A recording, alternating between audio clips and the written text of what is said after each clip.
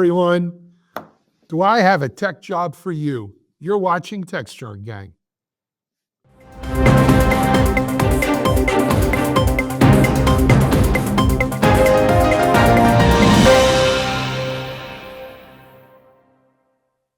Hi, everyone. Happy Tuesday.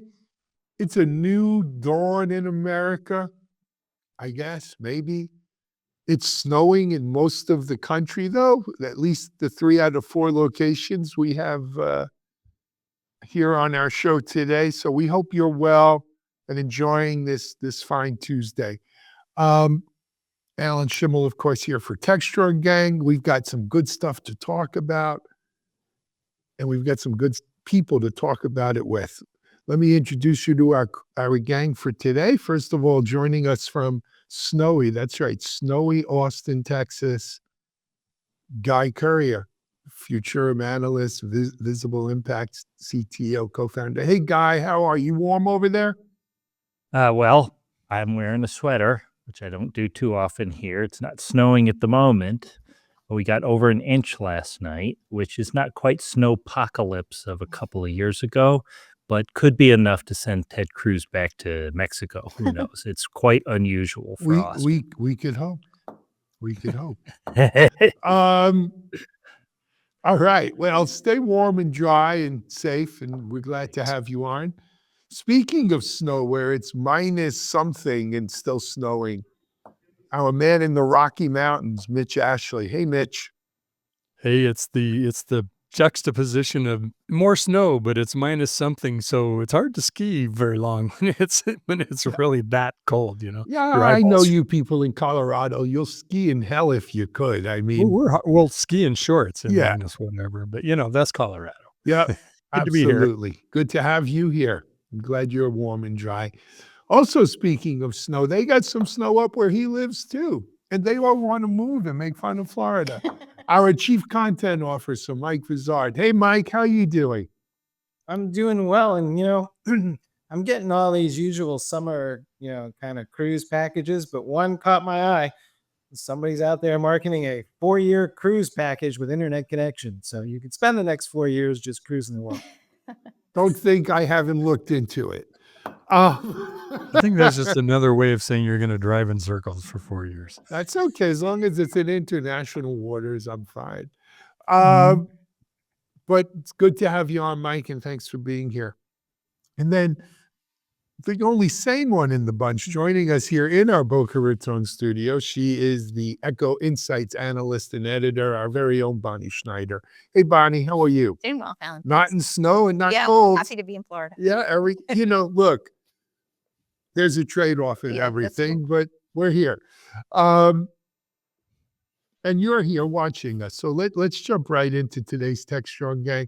Mike, a sense of all kidding aside about the inauguration yesterday, new administration, I feel a sense of optimism building in the tech industry.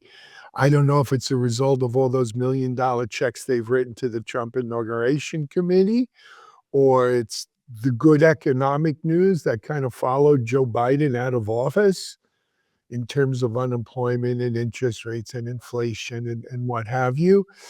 But it's not just me. People I'm talking to, people I'm reading, seem to be saying, hey, maybe the pendulum is swinging. We're going to return.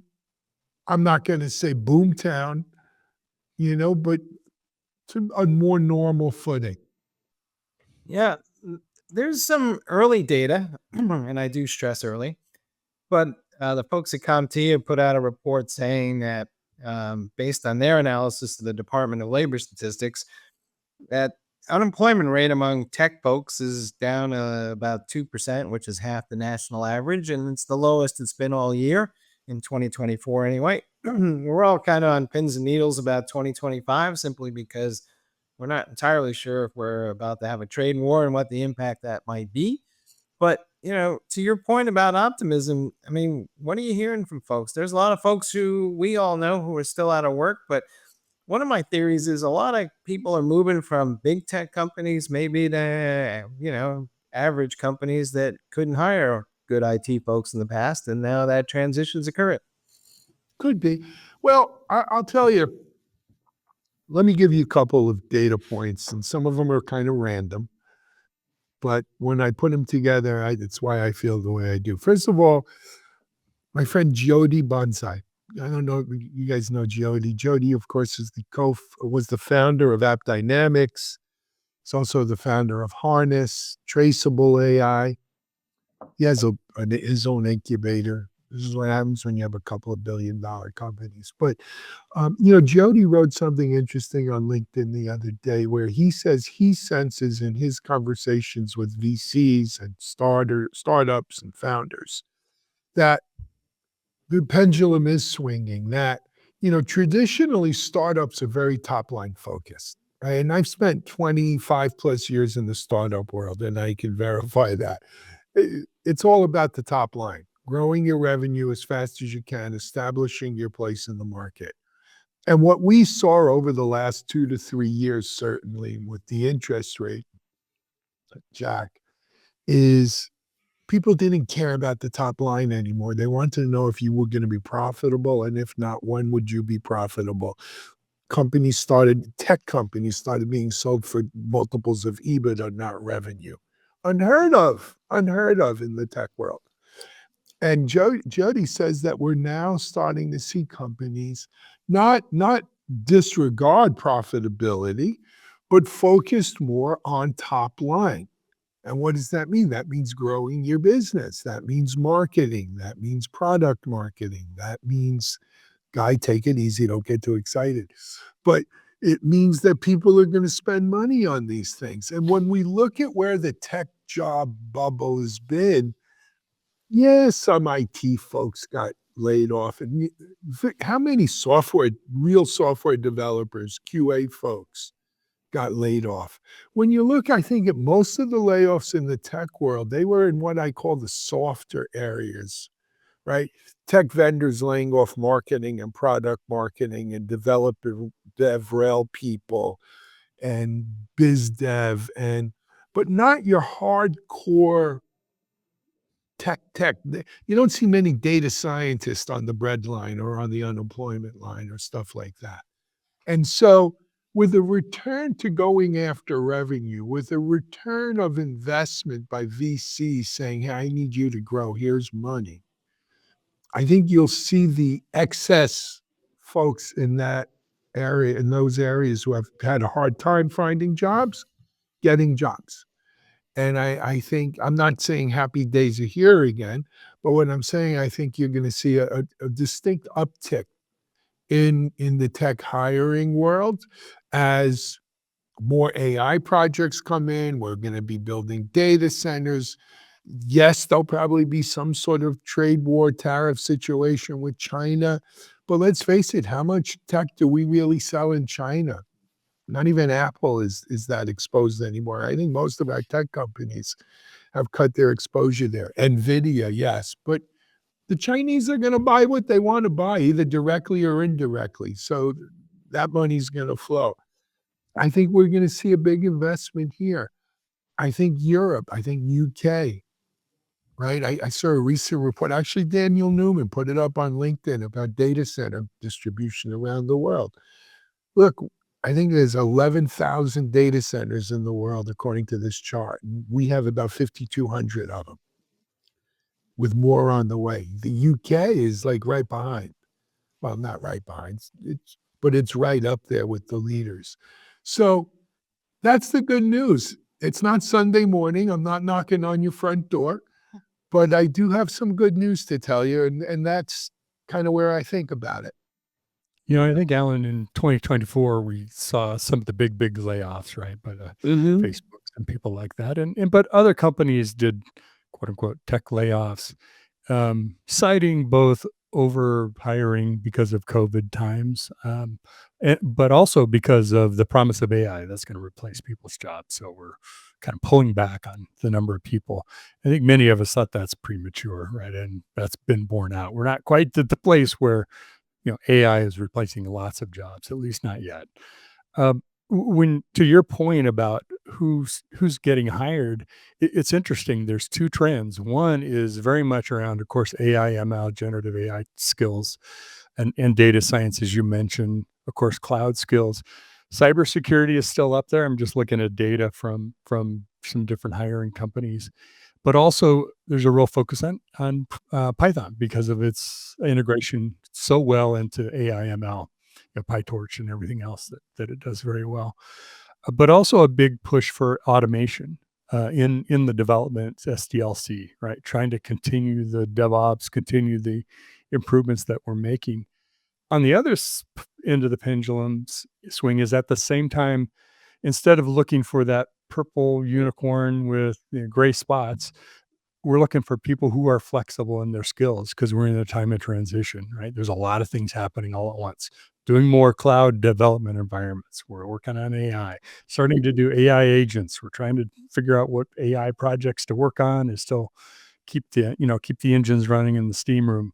So there's a lot of emphasis around, I need some people who can be flexible and adaptable as things change. So, my advice to folks in the job market or working is, pick one of these areas that are in high demand, but also, one of the best things my toughest college professor in computer science told me was the one thing that you need to always have is your ability to learn and a thirst for learning. And if you do that, you'll stay up with tech and you'll always have work because you'll be in the center of what's happening. And I think that was pretty sage advice. At least it's helped me. This is interesting. What you are describing, both of you, I think, is a transfer of labor out of marketing and into engineering, roughly. And that is an idea of, one could I would cynically say that 4 or 5 years ago, there were a lot of competing similar, listen, I made a lot of money doing this, going to everybody and saying, like, your solutions seem so similar. They sound so similar. You're describing them kiddie soccer, everybody jumping on particular areas, whether it was security or digital transformation, eventually AI. And so what would you naturally do? You would invest in marketing in order to find ways to distinguish what is actually they're all different products. They just sound similar. I actually have a different theory to propose, though. My understanding of this analysis is it comes from the Bureau of Labor Statistics, and CompTIA is doing intelligent expert analysis on it around the unemployment rate. The unemployment rate from the Bureau of Labor Statistics, there are several unemployment rates, and the usual one is the number of people looking for work who do not currently have work. So when you stop looking for work, even if you're self-employed or you've decided to retire, you're no longer counted. Now, one of the interesting economic stories since the pandemic has been the jump in new business formation. That's entrepreneurship. It went up by, it's at a rate, 100,000 new businesses formed per year above trend. I think it's per year. 100,000 above trend. This is unprecedented and unexplained. And it started in the pandemic, and it's one of these things that actually endured after the pandemic. My belief is that it had become steadily easier and easier to start your own business and to get funding for it. But when the pandemic hit, suddenly everybody tried it that hadn't been too scared to try it before. And so we have a permanent change, a little bit more towards, maybe a little bit gig economy, but maybe a whole lot new business formation. And a lot of these folks laid off, a lot of the folks in the tech industry, there's so much opportunity to do that sort of thing. That could lower the unemployment rate as well. I also want to. It was the TikTok creators. Come on, man. Yeah, that's true. They're happy now. I was going to say that in the sustainability and tech space, that's opened up a lot of jobs. There's a group called the Climate People that I met the founder a few years ago when it was just him and one other employee. Now he has several employees. He has tons of jobs I see all the time in the IT space for climate tech solutions. So that's opening another venue for jobs. I think just to put 100,000 in context, by the way, I'm sorry, because I always, fault other people for doing this. You're talking about a rate that was roughly 300,000 a year and is now roughly 400,000 a year, growing at the same rate as it was before, but 100,000 higher. So that is a jump of like 35%. It's huge. Yeah. That's Huge, huge. That's what I mean So, by wait, unprecedented. I do want to address the elephant in the room, right? So you got Benioff and Zuckerberg and Amazon folks running around saying, AI, they're not hiring tech people. They're going to be like expecting their existing tech people to do more. And I'm not quite clear. Do we think that that's actually going to happen, or are we still going to need all these tech folks? Because there's noise in the systems that says to the contrary.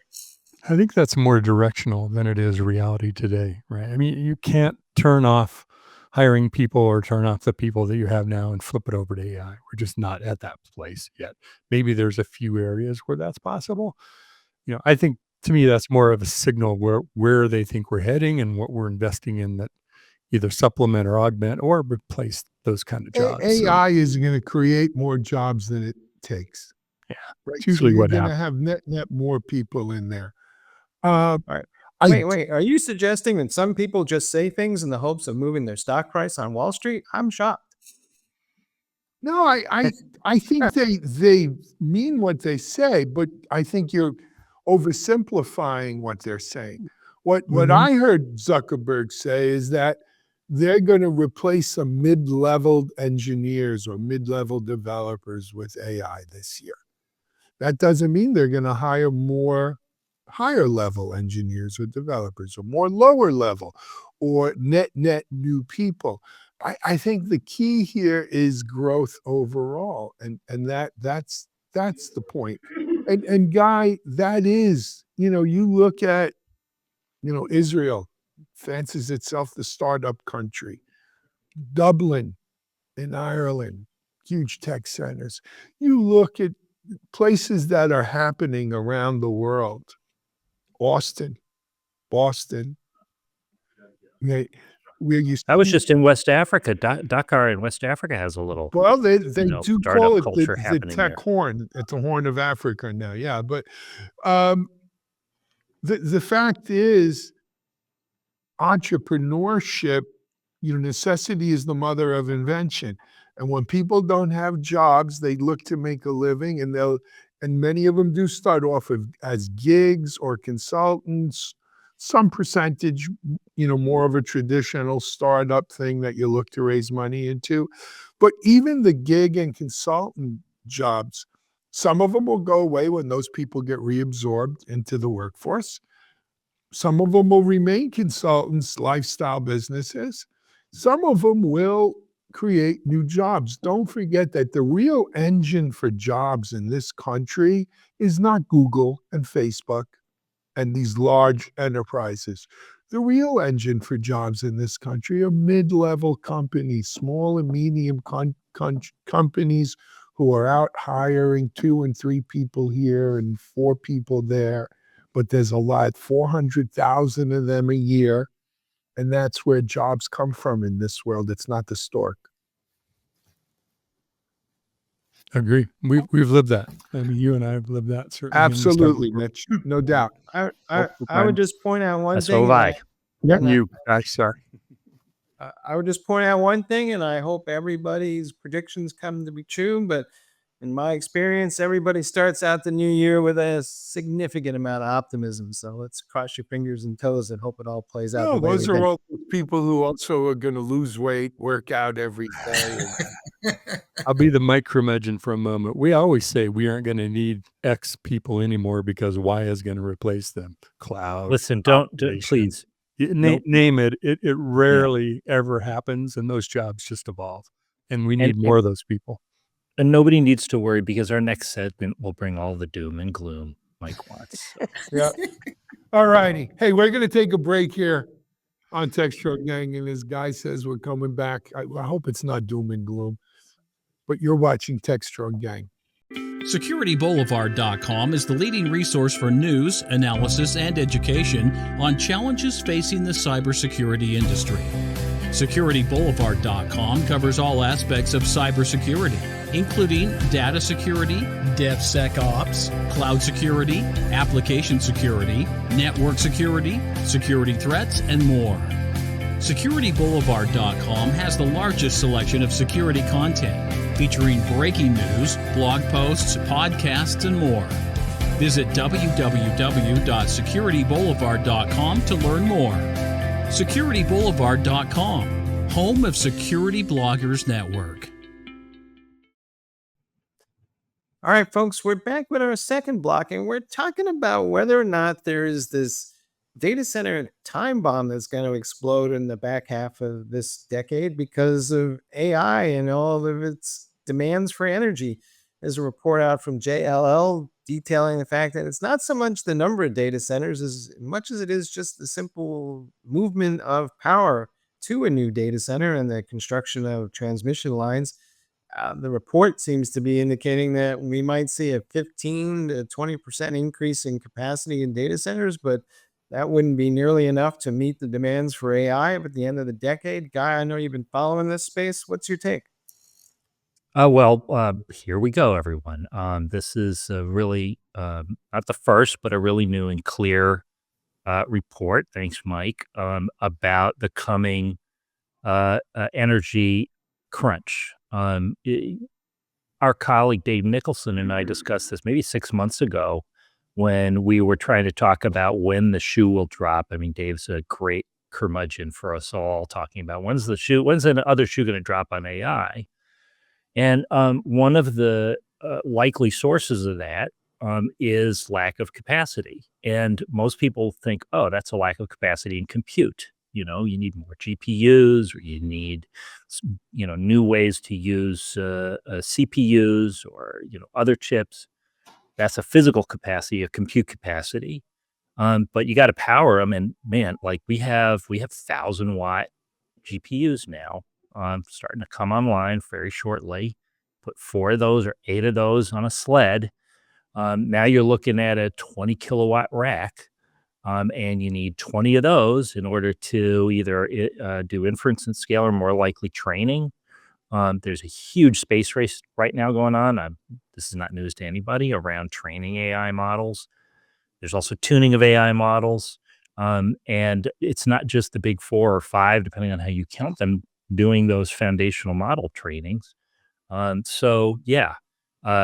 are you going to put all of this compute? How is it going to compete with Bitcoin? Or I should say crypto, which is another big compute and power sucking workload that looks like it's only going to expand, at least in 2025. A lot of the solutions have been to place these new data centers next to natural power sources like water. They're sustainable, Bonnie. I think that should warm your heart. A lot of them, but they take time to go online. Listen, the science of data center construction is deep. It's been going on for a while. You don't just need power, of course. You need space. You need connectivity. You need to be able to cool. You need to be able to cool within the data center.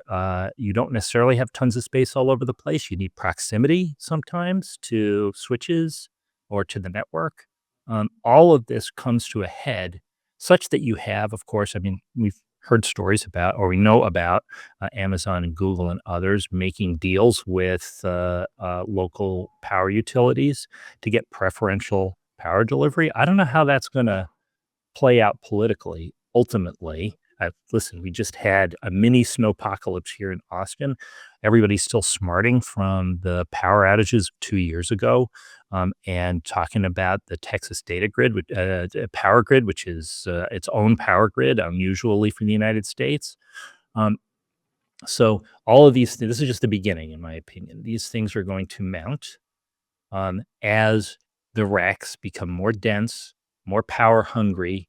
At this point, for an AI workload, 20 kilowatt racks are not really that big of a deal. There's additional power needed to keep them cool and keep them operating.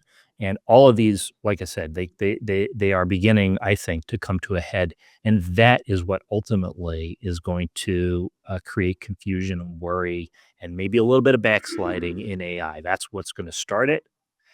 6 months ago, he said, is it going to take 6 months, 12 months, 18 months? We don't know, but we do think that's going to happen. And that, to me, is what this is indicative of. And it's not just AI.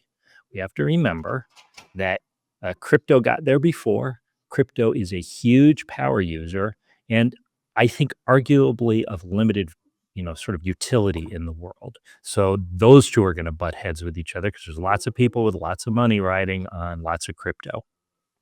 Mhm. I'll add a couple of points to that. There's speculation in this business as well. And so when you hear about somebody talking about a $20 billion investment in land that they're going to buy, they're betting that they can sell that land, but turns out the electric company doesn't agree and won't give them a connection to a transmission until they actually build the data center and have workloads to drive it. So um, there's some unusual activity in the system, is one of the guys who we interviewed in the story put it, and that's adding another factor to this whole equation. But Alan, I know you think that this isn't going to happen. What's your take? Yeah, I say poppycock. Let me tell you something. First of all, here's some more good news, and I'm the good news man today. I just read an article about a breakthrough in fusion, nuclear fusion. We've achieved the next another kind of milestone of along the way to commercial fusion, which could ultimately solve a lot of these issues. Our alternative, Stephen Foskett couldn't make it here today. He's our usual Tuesday gang guy. But yeah, I'll channel Stephen for you. Solar keeps getting cheaper every year, right? And we're doing more and more in solar. But all kidding aside, we miss Stephen today, but alternative energies. Well, you're here, Guy. We don't miss you. But alternative energies, tuning up existing energies, increasing. Look, if there's $1 to be made, people will make $1 or $1.50 if they can. But it's not a question of being able to generate enough power. It's being able to transmit it to the right places. Sounds safely. like Listen, sounds they're like talking new about jobs. building mini nuclear power plants next to data centers now, so that they're completely and self-sufficient. exactly. Let's give that a shot. We haven't built a nuclear power plant in this country I'm not in against. years. I'm not against I think- nuclear. I'm not against micronuclear. We are not going to build a nuclear power plant and bring it online within a 5-year window. It's just not So going to then happen. there's the data transmission that has to get. All of this stuff takes time, and it is. I So I spoke my about this on, poppycock is thrown at the all bubbles and unicorns and rainbows people saying that we're just going to be able to do this no, because but you the know what, demand is Guy? there. You were here It's in going to the take time, and .com. there's going to be. You were here in the .com boom and bust, right? One of the things I remember about the .com bust, the internet will never take off if we don't have enough fiber. We need higher speed internet. We can't use DSL. We need broadband. We need broadband. We need broadband. Korea has crazy broadband compared to us. The US is going to fall behind in the broadband. And then you know what happened? You had companies like Level 3 and these other companies that were just sitting on oodles of dark fiber because we overbuilt our capacity for fiber to what was needed at that time after the dot-com bubble burst and 9/11 and so forth. And we just started lighting up a lot of that fiber recently, right? Mhm. You're gonna. I It's the still same thing can't here. get a fiber optic connection to my house in Westchester County, New York. So We notice it I'm in every Austin. day. I can't get it either. I was going to say, I think that That's there- not last month. um, I'm sorry. No, that's fine. I think the effort, obviously, with leaning into renewables and nuclear is growing for sure for data center demand. And another movement that isn't going to offset the power need, but is trying to at least mitigate some of the impacts is the efforts within the AI itself to be More efficient. more efficient, to operate on smaller models, to be more localized. That's a trend I've been seeing through my interviews. So there's that. And then there's the uncertainty factor of, as Guy mentioned, it coming to a head, from when he predicted it 6 months ago, and then it happening again because there's an uncertainty in actually measuring this AI energy use and debate on, well, how much energy is it really using? So that hasn't been agreed upon by all the parties considered as well. So I think that's something that's going to evolve. Yeah, Necessity. and to be clear, I think, and to be a peacemaker, I think we're both right, Alan. We're just talking about different time windows. I'm talking about that when the bubble bursts, so to speak, and then reality starts to set in, so to speak. And then I think I'm overstating that. And I think that's coming. I think there is a backlash coming. But I think you're absolutely right. I mean, listen, people didn't stop using the internet because the bubble burst. They just stopped using some dumb internet. Yeah. Or they stopped funding dumb internet. I'm sorry. Go ahead, Mike. More to The the point, one- yes. The one area the report did not address, which I think may be more feasible, is if we can move more of this AI workload off of those GPUs onto things that are more energy efficient, that will buy us a lot of time. But right now, most people don't seem to want to do that Yeah, because but when you have Exactly. So necessity is the mother of invention. yeah. But the problem is those chips aren't faster than GPUs, even though whatever claims there are, because you go talk to people and they're like, the training and the performance of those new processors as alternatives to GPUs is not nearly good enough to make sure that the models perform accurately and at the level of performance required. So they're still investing in GPUs. So something's got to happen on the chip side.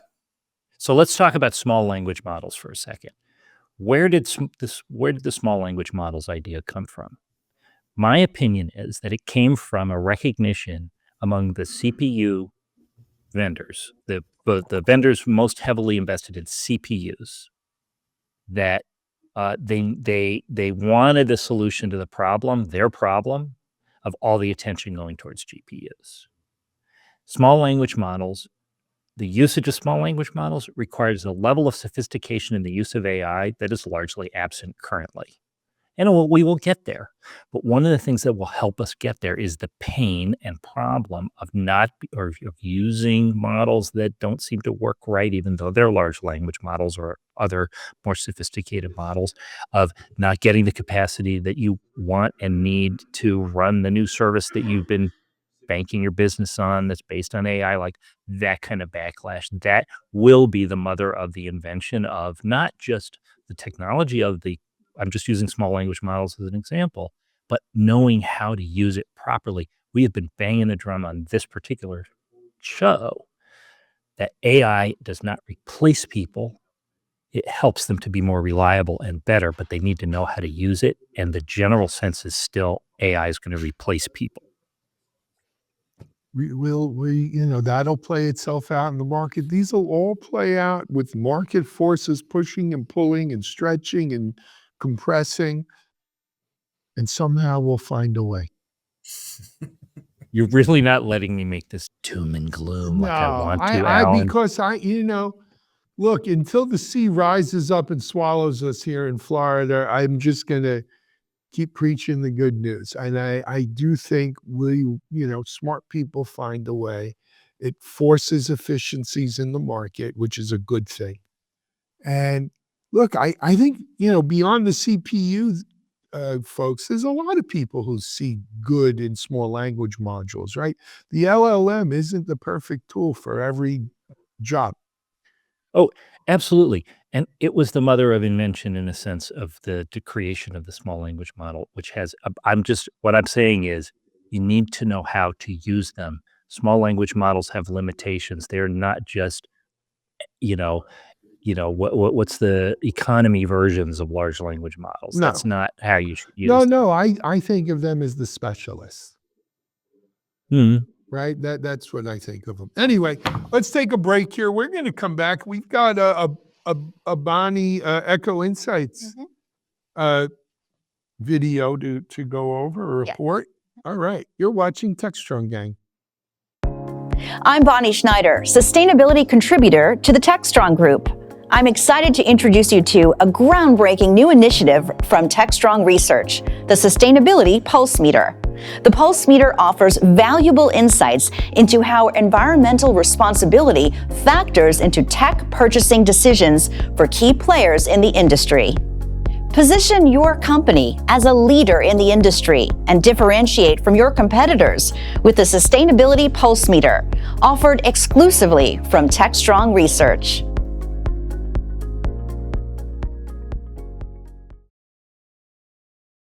Welcome back to the Techstrong gang. We talk a lot about cloud computing on Techstrong. And I thought it was interesting to kind of take a closer look at the impact of cloud computing when it comes to sustainability, because it started off as more of a cost-effective measure, but in the end, it's really helping to reduce carbon emissions. So let's take a look at some of the numbers and how this whole movement is evolving into something that is a big part of sustainability in tech. Hi, everyone. I'm Bonnie Schneider with your Ecotech Analyst Insights. Cloud computing is delivering a surprising environmental victory. What started as a cost-saving technology has emerged as one of the most powerful tools for corporate sustainability, with companies slashing their carbon emissions by up to 77% after migration. What's the secret behind this dramatic reduction? Instead of running their own data centers, companies share computing resources in highly efficient cloud facilities. Think of all the power wasted when traditional corporate data centers run servers around the clock. Most operate at just 15% capacity while consuming full power. Cloud services, by contrast, automatically scale resources to match actual needs, eliminating inefficiency. The impact is far-reaching. As more businesses migrate to the cloud, their collective energy savings adds up. Cloud adoption has already prevented over 600 million metric tons of carbon emissions. This single technological shift can also result in a 50% reduction in IT costs. What's fascinating is this environmental achievement is already transforming business metrics. Cloud efficiency gains have become crucial performance indicators as sustainability reporting becomes standard practice for major corporations worldwide.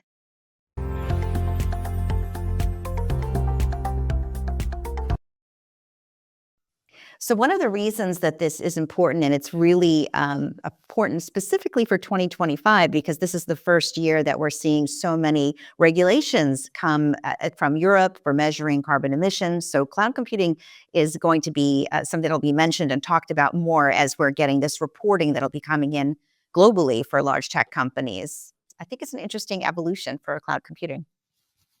I don't disagree. It's funny. We were just talking about we don't have enough energy. We've got to be more efficient. We need more energy. We need more energy. And now we're talking about, well, this cloud computing makes a lot of carbon emissions. Something's got to give there, right? Do you want to drill, baby, drill, right? And emissions be damned, or do you try to thread the needle here with a higher efficiency? And Guy, I'm interested, you're the resident Texan here.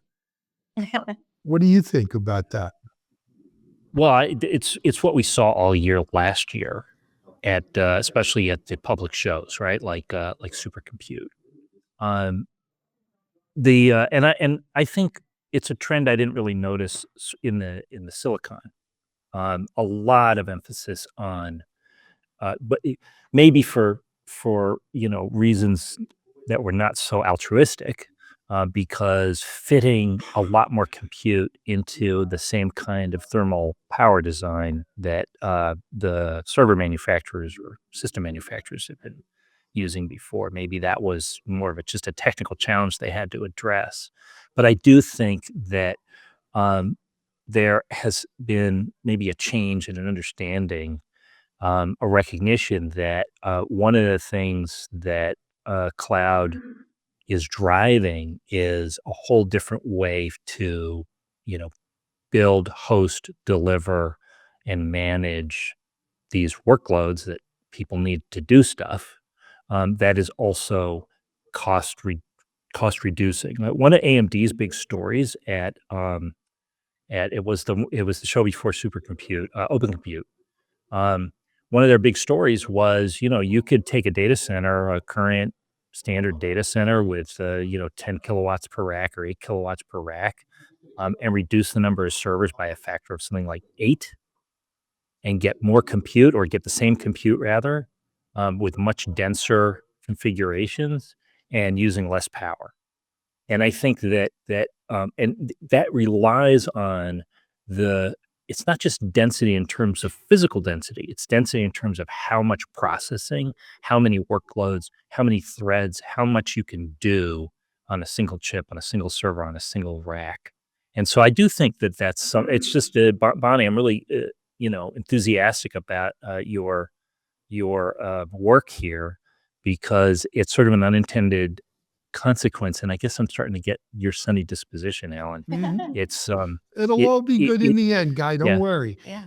it seemed so much like marketing for so long. The sustainability discussions seemed so much like marketing. Not that they were untrue exactly, but they were just self-serving in that way. And I think between the serious drive in Europe and the beginnings of a similar movement in Asia, um, I think that it actually is more of a phenomenon and more the basis of business decisions than it used to be. And every compute now is cloud compute for the most part in one form or another. So yeah, I like it. I'm curious as to the degree to which this will be achieved, right? Because not all cloud computing is the same. I have cloud computing where I have shared infrastructure and it's a public cloud, and naturally, I'm going to see a lot less energy consumption and better sustainability rates. It seems though, when I look at a lot of the numbers, most of the growth in the cloud is around these virtual private clouds, which are kind of more dedicated services. So while I have no doubt they're more energy efficient than an on-premise environment, it's not like everything in the cloud is the same, and not everything has the same level of sustainability rates as a result. Well, we talked about this yesterday, Mike. We talked about how there's increasing diversity, and that maybe in a lot of ways these still are like, it's almost like we're maturing as a user base and we're understanding better that you can place things in a lot of different places, and there's a little bit of mobility and like so. But my point ultimately being that the overall technology supporting, whether it's a small provider in the UK, for example, or a big hyperscaler, I think the trend generally is still in that positive direction, both on because the demand of the customers and just because it solves a business problem for the provider. Yeah. I mean, So it's pervasive. even taking the do good green aspect out of it, if you can be more efficient, and really that's what this cutting carbon emissions comes down to, right? Is a higher level of efficiency. If you can be more efficient, it helps on all kinds of fronts. It helps on the AI power crisis. It helps on your bottom line. It does help the environment and that aspect of it. I mean, there's a lot, there's millions of reasons, billions of reasons why we want to be more efficient in our use of energy, which leads to a reduction in carbon emissions. And I think that'll continue, right? And I think, if anything, the rewards will just be higher, I agree. higher. All right. Hey, I think that's going to call a wrap on today's Techstrong Gang. Guy, stay safe, stay warm down there. People aren't used to driving in the snow in So Austin, Texas, so be careful. Mike? They called, I just want to say, in my area, they called a school day on Sunday Okay. for Tuesday Just because it might because still. the forecast was snow. an Oh inch my of God. snow. Yeah, Okay. well, look, a little And different they were than when completely you- correct, because Little the different. infrastructure here does not. Yeah, different in New York or Boston or Colorado. But hey, when it gets cold here, people freak out. It gets down into the 40s, they're breaking out. There's a run on milk at the grocery store. We will be back tomorrow. We have a full day of Techstrong TV following this, so stay tuned. But until then, this is Alan Schimmel for Techstrong Gang. We're out.